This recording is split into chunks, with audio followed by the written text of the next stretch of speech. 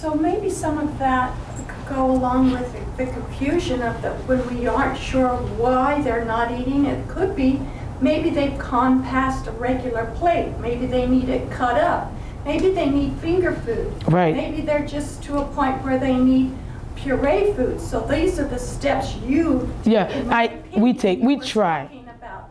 From and watching them and knowing your resident, and then when you get to the point where the clenching of teeth, that's when I see hospice involved. Right. With a team effort with you and the family members. Yes, and you're very correct.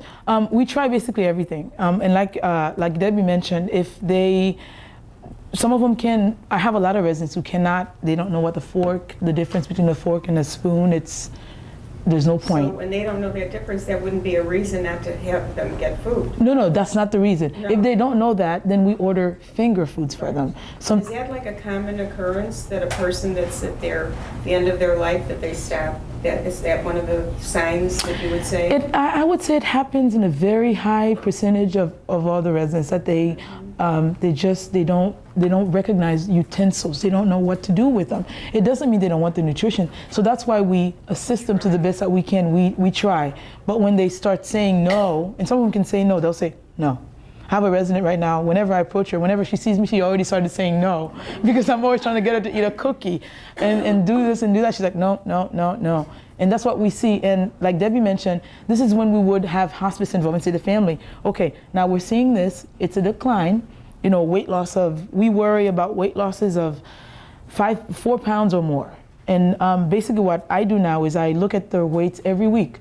So if I would see a weight loss of 4 pounds or more in a week, that's a big deal. In a month, it's a big deal. So we addressed it. And again, depending on the family's wishes, we'll try our best to get them their nutrition. But if they don't want it, the family says, well, mom is 92 years old. If she doesn't want it, don't force it. And we'll say, well, we can't really keep her here at our facility. Our licensing doesn't allow us to keep her there unless we have hospice involved. And that's when we'll call hospice in, and they'll say, okay, based on the weight loss, level of dementia, level of care, acuity care, we'll accept them, we'll provide the services. And when they're under hospice services, they don't have to do anything they don't want to do. And we wouldn't force them either way, but they don't have to eat, they don't have to do anything. Because hospice, that third party, having that hospice involved says that we know it's the end and we're just gonna let nature take its course and make it comfortable. Yes? Isn't this where the dictates of the living will would help to define? The living will, that's a challenge. The living will in the DNR, the Do Not Resuscitate Order. I went to a conference not too long ago, and Florida's doing something different in addition to the living will, because it's not very specific. Because it basically says, I don't want artificial feeding, living on machines at the end. But it's not very specific in that aspect. And forgive me because I forget the name of the statute that they're working on trying to get passed. The living will it's not enough, basically. But if you need a power of attorney in addition to the living will, because when you cannot make those decisions, who's going to make them on your behalf? So it's important to have the living will, the doable power of attorney, and the do not resuscitate, and/or healthcare surrogate. And that basically will tell us, and when the resident is no longer able to make the decisions, who will, in what capacity. And basically, it usually says that they'll do it on my behalf, so it's whatever the person who's been made power of attorney or healthcare surrogate says, and that's what we base everything on. And sometimes, if it's unreasonable, if somebody is 98 years old and you're trying to, and they're at the end and you're trying to keep them alive, and that's not what they want, necessarily, because they'll say it and say, I don't want artificial feeding or intubation or keeping alive. Sometimes the doctor will step in. I don't see it very often. I saw it once where they had to say, come on, they're 98 years old. Do we really want to be doing CPR and crushing their very frail bones? Is that good quality of life? It doesn't happen very often, thank goodness, because the families will see it. They'll say, I know. And what I hear from the families a lot is they'll tell me, Martha, my mom, my dad, my aunt, was gone a long time ago. And I had a little issue with that in the beginning. I said, what do you mean they're still here? But I know what they mean. It's because they're not themselves. They're not the person that you knew. So when they pass, the family said, well, my husband passed a long time ago, and I get it.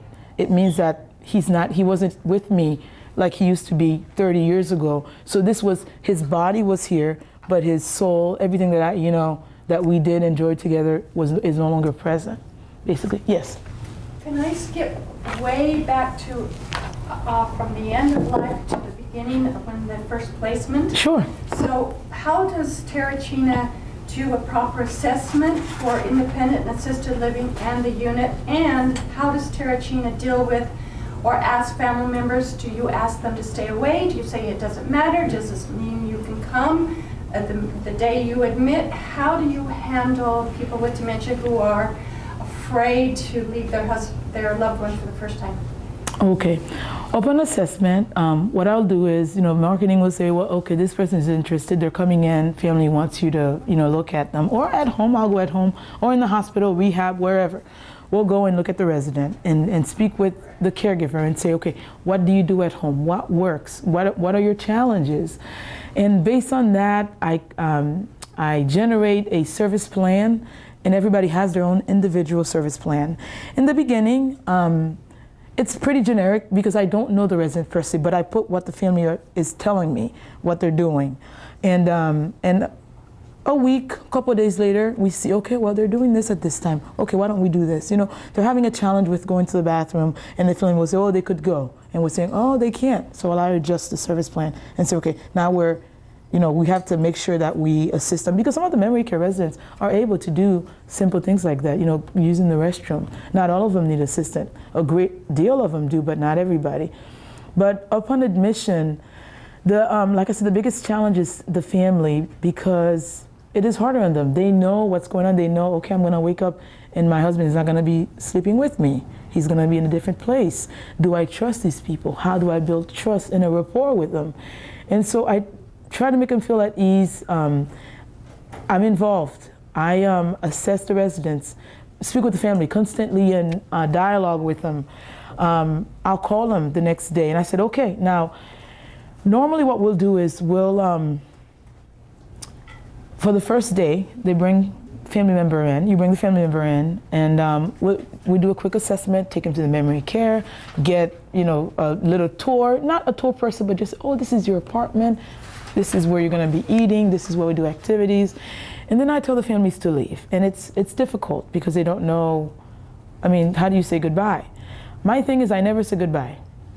I never say goodbye to the residents. When I come in the morning, I'm cheery. Good morning, everyone. Mrs. Smith, how are you today? When I leave, nobody ever sees me.